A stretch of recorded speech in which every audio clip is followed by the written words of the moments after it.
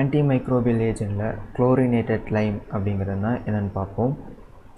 First Chlorinated lime அப்படின்னா என்னென்னா, நமக்கு எல்லாருக்கும் தெரிஞ்ச மாதிரி சொல்லணும்னா ப்ளீச்சிங் போல், அப்படி இல்லைன்னா லைம் ஆஃப் குளோரின் அப்படின்னு சொல்லுவாங்க. இதில் 30% ஆஃப் குளோரின் இருக்கும், 10% ஆஃப் வாட்டர் இருக்கும். அதாவது நம்ம சாதாரண லைம் இருக்குல்ல, சுண்ணாம்பு அப்படின்னு சொல்லுவாங்க, அது 100% 100 கிராம் சுண்ணாம்பில் லைமில் 30 கிராம் குளோரின் இருந்துச்சுன்னு சொன்னோம்னா அது 30% அப்படின்னு சொல்லுவாங்க. இப்போது 30 கிராம் ஆக்டிவ் குளோரின் ஆனது லைமில் ப்ரெசண்ட்டாக இருந்துச்சுன்னு சொன்னால் ப்ளஸ் ஒரு 10% ஆஃப் வாட்டர் இருந்துச்சுன்னு சொன்னோம்னா அது பேர் குளோரினேட்டட் லைம் அப்படின்னு சொல்லுவாங்க.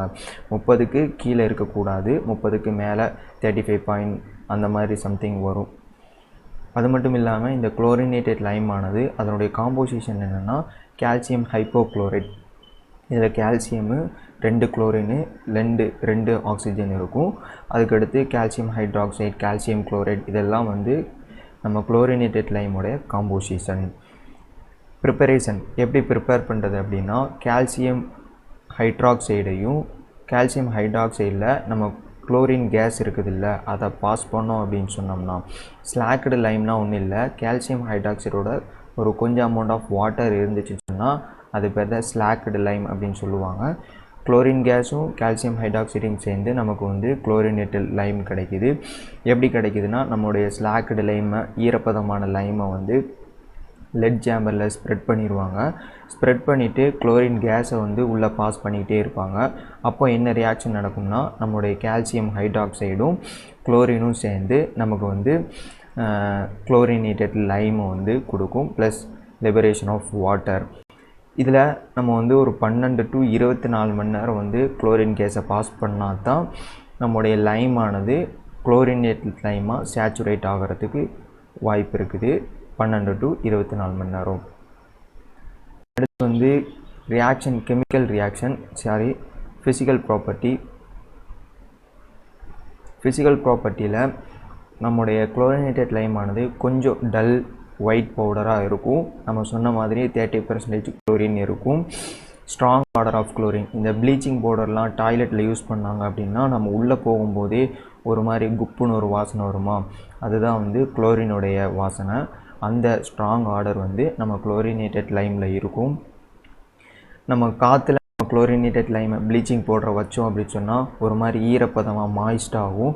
அதனுடைய டீகாம்போசிஷனில் ஹைப்போக்ளோரஸ் ஆசிட் வந்து லிபரேட் ஆகும், ரிலீஸ் ஆகும். Partially insoluble in water and alcohol. நம்ம தண்ணியில் கரைச்சாலும் அது கரையாது, அவ்வளோவா கரையாது, அப்படி சஸ்பென்ஷன் மாதிரி இருக்கும். Aqueous solution of chlorinated lime வந்து ஒரு ஸ்ட்ராங் அல்கலீனாக இருக்கும் அப்படின்னு சொல்கிறோம். அல்கலீன் இன் பிஹெச்சாக இருக்கும். நம்ம இதை ஸ்டோர் பண்ணுறதா இருந்தால் வெல் க்ளோஸ்டு கண்டெய்னரில் ஸ்டோர் பண்ணணும். அடுத்து நம்ம பார்க்கக்கூடியது வந்து கெமிக்கல் ரியாக்ஷன். கெமிக்கல் ரியாக்ஷனில் ஃபஸ்ட்டு வந்து சாதாரண வாட்டர், கோல்டு வாட்டரில் நம்ம குளோரினேட்டட் லைமை ரியாக்ட் பண்ண வைக்கும் பொழுது நமக்கு வந்து ஒரு milky solution of calcium hydroxide கிடைக்கும். எப்படி CaOCl2 chlorinated lime plus H2O cold water நம்ம ஆட் பண்ணும் பொழுது CaO H2O எப்படி பிரிக்கலாம்னா H ப்ளஸ் OHஆ பிரிக்கலாமா, அதில் ஒரு ஹெச்சை இந்த ஓவோட சேர்த்தோம்னா CaOH வந்துடுமா, மீதி இருக்கக்கூடிய OHஐயும் இதோட சேர்த்தோம்னா CaOH ட்வைஸ் வந்துடுமா. நமக்கு மீதி இருக்கக்கூடிய Cl வந்து நமக்கு லிபரேட் ஆகி ஒரு மில்கி சொல்யூஷனை நமக்கு ஃபார்ம் பண்ணும். Treatment of chlorinated lime with dilute acid. Dilute ஆசிட்டோட நம்ம குளோரினேட்டட் லைமை ப்ளீச்சிங் பவுடர் ரியாக்ட் பண்ண வைக்கும்போது ஹைப்போக்ளோரஸ் ஆசிட்டை நமக்கு வந்து லிபரேட் பண்ணும். அந்த ஹைப்போக்ளோரஸ் ஆசிட்டானது ஆக்சிடைசிங் ஏஜெண்டாகவும் ப்ளீச்சிங் ஏஜெண்டாகவும் நமக்கு வந்து பயன்படுது, அது பிஹேவ் பண்ணுது. எப்படி குளோரினேட்டட் லைம் நமக்கு இங்கே டைலூட் ஆசிட்டாக எடுத்துருக்கிறது வந்து சல்ஃபியூரிக் ஆசிட், அது கூட ரியாக்ட் பண்ணும் பொழுது CaSO4 1, CaCl2 1, அதுக்கடுத்து மீதி உள்ள எல்லா காம்பவுண்டும் சேர்ந்து நமக்கு வந்து ஹைப்போக்ளோரஸ் ஆசிட்டாக நமக்கு கிடைக்கிது. இந்த ஈக்குவேஷன் ஏற்கனவே பேலன்ஸில் தான் இருக்குது. எப்படி பேலன்ஸாக இருக்குதுன்னு பார்ப்போம். இங்கே நமக்கு 2 Ca இருக்குது, 1 2 கால்சியம் இருக்குதா, அதனால் முன்னாடி வந்து நம்ம 2 molecule of calcium chlorinated lime அப்படின்னு நம்ம எடுத்திருக்கோம். மீதி எல்லாம் வந்து கரெக்டாக இருக்கான்னு பார்த்தோம்னா 2 ஆக்சிஜன் இங்கே இருக்குது. அதே மாதிரி 2 1s are 2, 2 ஆக்சிஜன் இங்கே இருக்குது. 2 2s are 4, 4 Cl வந்து இந்த சைடு இருக்குது. இங்கே 2 Cl, 2 1s are 2, இங்கே 2 Cl, மொத்தம் வந்து 4 Cl இந்த சைடு இருக்குது ஈக்குவேஷனுக்கு அந்த சைடு. மீதி இருக்கக்கூடிய காம்பவுண்ட் சல்ஃபேட் நம்ம பார்த்தோம்னா ஒரு சல்ஃபேட், இங்கேயும் ஒரு சல்ஃபேட், இங்கே 2H, இங்கேயும் 2H. ஈக்குவேஷன் இப்படி தான் பேலன்ஸ்டாக இருக்குது. அடுத்து எக்ஸஸ் ஆஃப் டைலூட் ஆசிட். நம்ம டைலூட் ஆசிட் நம்ம மேலே யூஸ் பண்ணோம். அப்படி ஆட் பண்ணிகிட்டே இருக்கும்போது ஒரு செர்டைன் பாயிண்டில் வந்து நமக்கு ஹைப்போக்ளோரஸ் ஆசிட் கிடைக்கும். அதுக்கும் மேலே நம்ம எக்ஸ்ட்ரா ஆட் பண்ணோம் அப்படின்னு சொன்னோம்னா குளோரின் கிடைக்கும். அதே மாதிரி கார்பன் டை ஆக்சைடு கூட குளோரினேட்டட் லைமை ரியாக்ட் பண்ணும்போதும் நமக்கு வந்து குளோரின் லிபரேட் ஆகும். இந்த குளோரின் ஆனது லிபரேட் ஆன குளோரினை நம்ம வந்து அவைலபிள் குளோரின் அப்படின்னு சொல்லுவோம். நம்ம குளோரினேட்டட் லைம் இருக்குது இல்லை, அந்த குளோரினேட்டட் லைமில் எவ்வளோ குளோரின் இருக்குது அப்படிங்கிறத கண்டுபிடிச்சோம் அப்படின்னு சொன்னோம்னா அது பேர் தான் அவைலபிள் குளோரின் அப்படின்னு சொல்லுவாங்க. ஒரு குட் சாம்பிளில் 35.38% ஆஃப் குளோரின் வந்து இருக்கும் அப்படின்னு சொல்கிறாங்க. நம்ம chlorinated lime plus excess of dilute acid அங்கே வந்து சல்ஃபியூரிக் ஆசிட் எடுத்துருக்கோம். அது ரியாக்ட் பண்ணும்பொழுது CaSO4 ப்ளஸ் நமக்கு வந்து மேலே கிடைச்ச மாதிரி Cl2 குளோரின் லிபரேட் ஆகிருக்கு. மீதி இருக்க காம்பவுண்ட் H2O இது ரெண்டும் சேர்ந்து வந்து H2O நம்ம வாட்டர் மாலிகுலாக கிடைக்கிது. அதே மாதிரி CaOCl2 chlorinated lime with carbon di oxide. அப்போது கால்சியம் கார்போனேட் நமக்கு கிடைக்கிது. CaO, இங்கே ஒரு 2 O, அப்போ 3 O ஆயிடுச்சு. CO3, CaCO3, பேலன்ஸ் வந்து Cl2. இப்படி தான் நமக்கு வந்து குளோரின் லிபரேட் ஆகுது. இதுதான் available chlorine. In presence of cobalt chloride இருக்கும்போது குளோரினேட்டட் லைமானது டீகாம்போசிஷன் ஆகும் பொழுது ஆக்சிஜனை நமக்கு லிபரேட் பண்ணும். CaOCl2 வந்து டீகாம்போசிஸ் ஆகும் பொழுது அதில் இருக்கக்கூடிய 2 O2 வந்து லிபரேட் ஆகும். 2 O வந்து லிபரேட் ஆகும். இங்கே 2 Ca இருக்குது, இங்கே 2 Ca இருக்குது. 2 2s are 4, அப்போது இங்கேயும் 2 2s are 4 Cl இருக்குது. பேலன்ஸ் 1 2 2 இருக்கா, 2 into 1 2, 2 ஆக்சிஜன் ஆனது O2வாக நமக்கு வந்து லிபரேட் ஆகுது. அது மட்டும் இல்லாமல் குளோரினேட்டட் லைம் ஆனது அப்படியே வச்சுருந்தோம், ரொம்ப நாளாக வச்சுருந்தோம் அப்படின்னு சொன்னோம்னா ஆட்டோ ஆக்சிடேஷனுக்கு இன்வால்வ் ஆகும். அப்படி ஆட்டோ ஆக்சிடேஷனுக்கு இன்வால்வ் ஆகும்போது கால்சியம் குளோரைடை நமக்கு வந்து லிபரேட் பண்ணும். இந்த இடத்துல 6 molecules ஆஃப் குளோரினேட்டட் லைம் வந்து டீகாம்போசிஷன் ஆக்சிடேஷன் ஆகும் பொழுது நமக்கு 5 molecules ஆஃப் கால்சியம் குளோரைடு, மீதி 1 molecule ஆஃப் கால்சியம் வந்து வேறு மாதிரி ஒரு காம்பவுண்டாக மாறி நமக்கு வந்து கிடைக்கும். அடுத்து வந்து அசை. எப்படி நம்ம வந்து குளோரினேட்டட் லைமை அசை பண்ணுறது? அசை ஆஃப் குளோரினேட்டட் லைம் ஆனது அயோடோமெட்ரி அல்லது அயோடிமெட்ரி டைட்ரேஷன் அதை பேஸ் பண்ணி தான் இருக்கும்.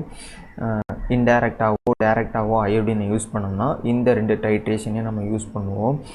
இந்த இடத்துல நம்ம குளோரினேட்டட் லைமை அக்வஸ் சொல்யூஷனாக ப்ரிப்பேர் பண்ணி, சொல்யூஷன் கிடையாது சஸ்பென்ஷனாக ப்ரிப்பேர் பண்ணுவோம். ஏன்னா சாலிபிள் கிடையாது. குளோரினேட்டட் லைமானது வாட்டர்லேயோ ஆல்கஹாலையோ சாலிபிள் கிடையாது. அப்போ நம்ம வாட்டரை எடுத்தோம் அப்படின்னு சொன்னால் அது ஒரு சஸ்பென்ஷனாக தான் நமக்கு க்ரியேட் ஆகும். அப்போ குளோரினேட்டட் லைமானது வாட்டரில் மிக்ஸ் பண்ணியாச்சு, அசிட்டிக் ஆசிட் அதில் ஆட் பண்ணியாச்சு, ப்ளஸ் பொட்டாசியம் அயோடைடையும் நம்ம ஆட் பண்ணியாச்சு. இந்த 3 வந்து எப்படி ரியாக்ஷனுக்கு இன்வால்வ் ஆகுது அப்படின்னு பார்ப்போம். ஃபஸ்ட்டு அசிட்டிக் ஆசிட் கூட நம்ம குளோரினேட்டட் லைம் ஆனது ரியாக்ஷனுக்கு இன்வால்வ் ஆகுச்சு அப்படின்னு சொன்னால் நமக்கு கிடைக்கிற காம்பவுண்ட் எல்லாம் வந்து ஹைப்போக்ளோரஸ் ஆசிட், ஹைட்ரோக்ளோரிக் ஆசிட். இந்த 2 வந்து மெயினான காம்பவுண்டு நமக்கு கிடைக்கிது. CaOCl2 2 Cl இருக்குது. இதில் வந்து நமக்கு வந்து HCl அண்டு HOCl இதுதான் வந்து ஹைப்போக்ளோரஸ் ஆசிட் அப்படின்னு சொல்லுவோம். இது எல்லாமே நமக்கு வந்து கிடைக்கிது. அடுத்து வந்து ரியாக்ஷன் ஆஃப் ஹைப்போக்ளோரஸ் ஆசிட். நமக்கு ஏற்கனவே லிபரேட் ஆகிருக்க ஹைப்போக்ளோரஸ் ஆசிட்டும் ஹைட்ரோக்ளோரிக் ஆசிட்டும் 2 ரியாக்ட் ஆகி குளோரினை வந்து நமக்கு தனியாக கொடுக்குது. HCl ப்ளஸ் HOCl வந்து H2Oவையும் Clஐயும் நமக்கு லிபரேட் பண்ணுது. இங்கே HO இருக்குதா, இங்கே ஒரு H இருக்குதா, இது ரெண்டையும் நம்ம சேர்த்தோம் அப்படின்னு சொன்னால் நமக்கு கிடைக்கிறது H2O. மீதி இருக்கிறது வந்து Cl2. 2 Cl வந்து நமக்கு லிபரேட் ஆகும். Clன்னு போட்டிருக்கேன், இருக்கட்டும், பிரச்சனை இல்லை. அடுத்து நம்ம ஃபார்ம் ஆன அந்த குளோரின் ஆனது ஏற்கனவே நம்ம சொல்யூஷனில் ப்ரெசண்டாக இருக்கக்கூடிய பொட்டாசியம் அயோடைடில் இருக்கக்கூடிய அயோடினுக்கு பதிலாக போய் இந்த குளோரின் போய் உட்காந்துக்கும். பொட்டாசியம் அயோடைடோட குளோரின் நமக்கு ஃபார்ம் ஆகிருக்கக்கூடிய குளோரின் ஆனது ரியாக்ட் பண்ணும் பொழுது நமக்கு அயோடின் ஃபார்ம் ஆகும். எப்படி ஃபார்ம் ஆகுது அப்படின்னா, பொட்டாசியம் அயோடைடில் உள்ள அயோடினுக்கு பதிலாக Cl குளோரின் ஆனது போய் உட்காந்துரும். அப்போது அயோடின் ஆனது வெளியில் போயிடும்.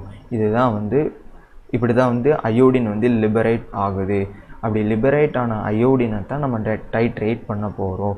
அயோடின் ஆனது சோடியம் தயோசல்ஃபேட்டை வச்சு, ஸ்டாண்டர்ட் சொல்யூஷன் ஆஃப் சோடியம் தயோசல்ஃபேட்டை வச்சு நம்ம டைட்ரேட் பண்ணுவோம். அப்படி டைட்ரேட் பண்ணும்போது ஸ்டார்ச் சொல்யூஷன் இண்டிகேட்டராக நம்ம யூஸ் பண்ணுவோம். சோடியம் தயோசல்ஃபேட் ஆனது அயோடின் கூட ரியாக்ட் ஆகி நமக்கு சோடியம் அயோடின் கிடைக்கும். இப்படி நம்ம கிடச்சிக்கிட்டே இருக்கும்பொழுது ஒரு செட்டன் பாயிண்டில் வந்து அயோடின் எல்லாம் வந்து காலி ஆயிரும், சோடியமால் கன்சியூம் பண்ணப்பட்டுரும். மீதி எக்ஸ்ட்ரா சோடிய தயோசல்ஃபேட் வந்து ஸ்டார்ச் கூட ரியாக்ட் ஆகி ப்ளூ கலரில் இருந்த சொல்யூஷன் ஆனது டிஸ்அப்பியர் ஆகி கலர்லெஸ்ஸாக மாறும். இதுதான் வந்து நம்முடைய அசையோடைய எண்ட் பாயிண்ட். அடுத்து குளோரினேட்டட் லைமோட யூஸ் அப்படின்னு பார்த்தோம்னா, குளோரினேட்டட் லைம் ஆனது ஒரு பாக்டீரியோசிடலாக யூஸ் பண்ணுறாங்க. சிடல், சூசைடல் அப்படின்னு நம்ம சொல்லுவோம்ல. சிடல் அப்படின்னு முடிஞ்சிச்சுன்னு சொன்னோம்னா கொல்லுறது அப்படின்னு அர்த்தம், கில் பண்ணுறது அப்படின்னு அர்த்தம். அப்போது பாக்டீரியோசிடலாக நம்ம குளோரினேட்டட் லைமை யூஸ் பண்ணுறோம். வாட்டர் ட்ரீட்மெண்ட் இன் ஸ்விம்மிங் பூலில் நம்ம குளிக்கும் போகும்போது ப்ளூ கலரில் இருக்கும், உள்ளே குதித்த உடனே ஒரு மாதிரி ஸ்மெல் வரும். அதுக்கு காரணம் வந்து குளோரினேட்டட் லைம் தான். அது ஒரு டிஸ்இன்ஃபெக்டண்ட்டாக நம்ம யூஸ் பண்ணுறோம்.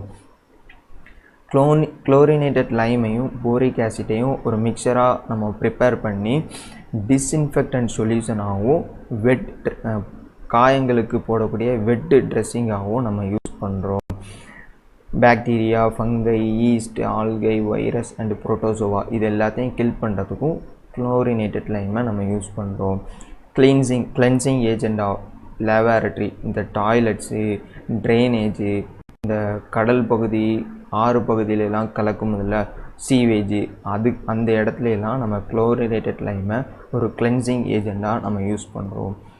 அவ்வளோதான். Thank you for your attention. இந்த வீடியோ பிடிச்சிருந்துச்சுன்னா லைக் பண்ணுங்கள். ஏதாவது கேள்விகள் இருந்துச்சுன்னு சொன்னால் கமெண்ட் பண்ணுங்கள். இது யாருக்காவது தேவைப்பட்டுச்சு அப்படின்னு சொன்னால் ஷேர் பண்ணுங்கள்.